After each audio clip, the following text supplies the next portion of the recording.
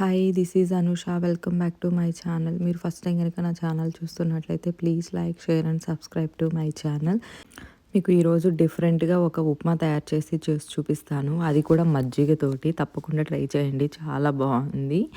1.5 cup పెరుగు తీసేసుకొని ఒక పెద్ద బౌల్లోకి అది చక్కగా మిక్స్ చేసేసుకున్నాక లంప్స్ లేకుండా దాంట్లోకి కొత్తిమీర, కరివేపాకు వేసుకోండి. చక్కగా మిక్స్ చేసుకోండి.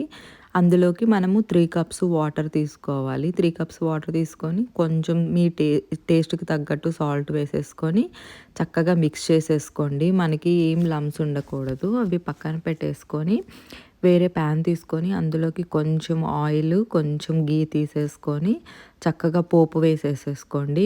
ఉప్మాలోకి పోపు చాలా మంచి ఫ్లేవర్ ఇస్తుంది కదా. ఇంకా కొంచెం ఎక్కువ వేసేసుకున్నాక అందులోకి నేను కొంచెము రెడ్ చిల్లీ వేసుకుంటున్నాను. ఇంకా కొన్ని క్యాష్యూస్ వేసుకున్నాను. అందులోకి కొంచెం ఫ్రై అయిపోయాక మనకి గ్రీన్ చిల్లీ వేసుకున్నాను నేను. తర్వాత అందులోకి కొంచెం జింజర్ వేసుకున్నాను. ఉప్మాలోకి జింజర్ వేస్తే ఫ్లేవర్ చాలా బాగుంటుంది కదా. ఇంకా అయిపోయాక మనము అవన్నీ కొంచెం ఫ్రై అయ్యాక దీంట్లోకి 1 కప్పు సూజీ రవ్వ తీసేసుకొని అది చక్కగా ఒక 2 to 5 మినిట్స్ చక్కగా లో ఫ్లేమ్లో పెట్టేసుకొని ఫ్రై చేసేసుకోవాలి.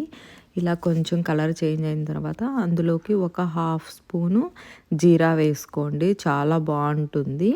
మనము రవ్వ ఫ్రై చేస్తాం కాబట్టి అది కూడా ఫ్రై అయిపోతుంది. ఇంకా నేను ఇక్కడ కూడా కొంచెం కర్రీ లీవ్స్ తీసేసుకొని చక్కగా ఫ్రై చేసుకుంటున్నాను. మనం ఆయిల్లోనే వేసామంటే కొంచెం డిఫరెంట్ ఫ్లేవర్ వస్తుంది కదా అని ఇక్కడైతే కొంచెము రవ్వలో వేసామంటే మనకి ఫ్లేవర్ బాగా తెలుస్తుందని చెప్పి నేను రవ్వలో వేసేసాను. ఇంక రవ్వ అంతా ఫ్రై అయిపోయింది కదా. మనం ముందుగా మజ్జిగ చేసి పెట్టేసుకున్నాం కదా.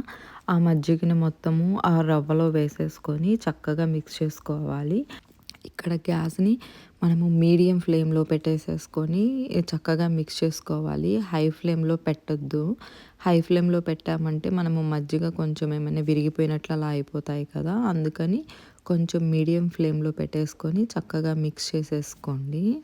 నేను ఇంక ఇక్కడ కొంచెం కొంచెం మిగిలిన మజ్జిగ మొత్తం వేసేసుకుంటూ చక్కగా మిక్స్ చేసేసుకున్నాను. కాకపోతే ఇది మనం మీడియం ఫ్లేమ్లోనే కుక్ చేస్తున్నాం కాబట్టి కొంచెం టైం పడుతుంది మనకి కుక్ అవ్వడానికి. హై ఫ్లేమ్లో పెట్టి అస్సలు కుక్ చేయకూడదు.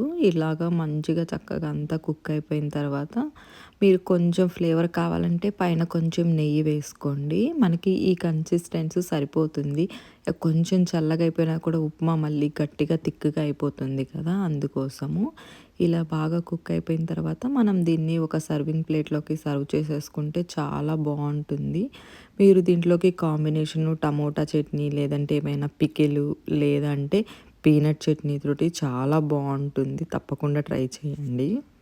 నేను ఇంక ఇక్కడ గ్యాస్ ఆఫ్ చేసేసుకొని దీన్ని వేరే ప్లేట్లోకి, సర్వింగ్ ప్లేట్లోకి సర్వ్ చేసేసుకుంటున్నాను.